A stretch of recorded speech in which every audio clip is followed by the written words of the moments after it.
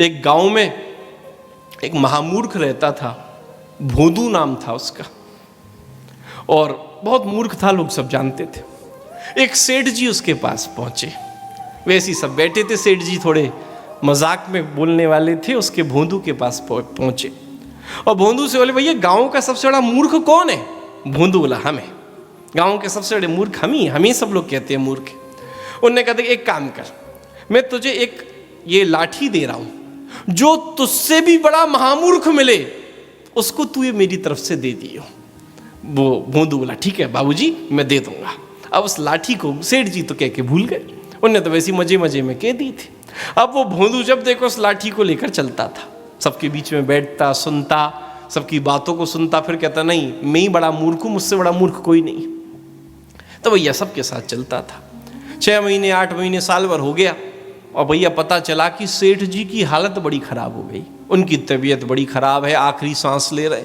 भोंदू ने सोचा चलो मिलके चले सेठ जी से, और भोंदू वो सेठ जी से मिलने के लिए पहुंच गया। तो सेठ जी की तो बिल्कुल शक्ल ही बदल गई थी, बिस्तर पे पड़े हुए थे, आंखें बाहर निकल रही थी, हाथ कपकपा रहे थे, बस अंतिम समय उनका आ गया था। वो भोंदू चुपचाप जाके उनके बगल में बैठ गया। बाबूजी क्या हो गया? बोले कुछ नहीं, बस जाने का समय आ गया, बस अब समय आ गया, अब मैं जा रहा हूँ। बोले कब आओगे? बोले आने के लिए नहीं जा रहा, अब तो जा ही रहा हूँ। अच्छा, कौन कौन जा रहा है आपके साथ? बोले कौन कौन? बोले इतना बड़ा आपका परिवार, जब देखो आपके साथ ये 2 सिक्योरिटी गार्ड तो हमेशा रहते थे, ये महाराज आपका बेटा तो छोटा हमेशा आपके साथ साथ चलता था, आपका ड्राइवर तो कभी नहीं छोड़ता था, गाड़ी ड्राइवर तो हमेशा चलते थे, वो सब तो जा ही रहे होंगे। बोले ना ना, बोले वो एक ऐसी यात्रा है, उस यात्रा में कोई साथ में नहीं जाता, खुद को ही जाना पड़ता है। बोले क्या छोटे भैया भी नहीं जाएंगे? बोले वो भी नहीं जाएंगे। बोले आपकी पत्नी, धर्म पत्नी, वो तो हर जगह आपके साथ रहती थी, वो भी नहीं जाएंगी? बोले नहीं, वो भी नहीं जाएंगी। अच्छा, बोले इतने आपके एकड़ों, इतनी जमीन खेत पड़ा हुआ है, वो तो आपके साथ जाएगा? भोंदू पूछ रहा है। बोले नहीं, वो भी नहीं जाएगा, वो भी सब यहीं रह जाएगा। इतना सब आपका धन, इतना वैभव, इतनी बड़ी बड़ी हवेलियां, इसमें से कुछ तो जाएगा? भोंदू कहता, पूछता, सेठ जी कहते नहीं, वो भी नहीं जाएगा। महाराज अच्छा, बोले तो क्या जाता है? सही बताएं तो कुछ नहीं जाता है। बोले हर जगह की अपनी अपनी सीमाएं हैं। बोले महाराज हर जगह की अपनी अपनी सीमा है, वहां से आगे कोई नहीं जा सकता।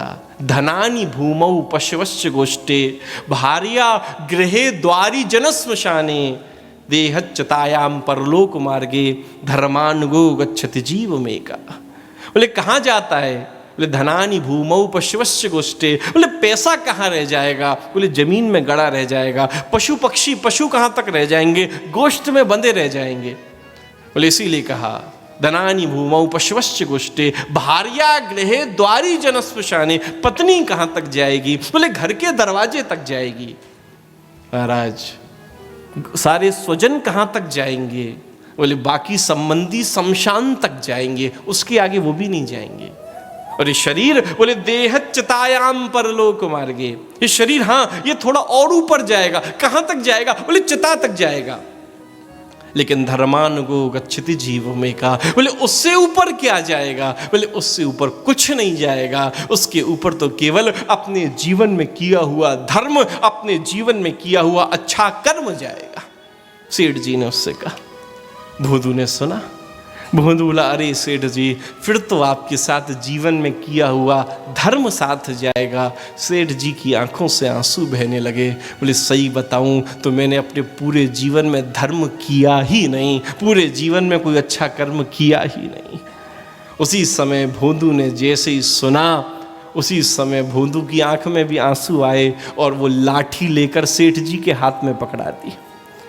सेठ जी तो भूल गए थे, अरे भोंदू ये लाठी मुझे क्यों पकड़ा रहा है? बोले सेठ जी आपको याद होगा, आज से 8 महीने पहले आपने कहा था कि जो तुझसे भी बड़ा महामूर्ख हो उसको वो लाठी पकड़ा देना। अभी तक तो वो महामूर्ख नहीं मिला था, आज मिल गया।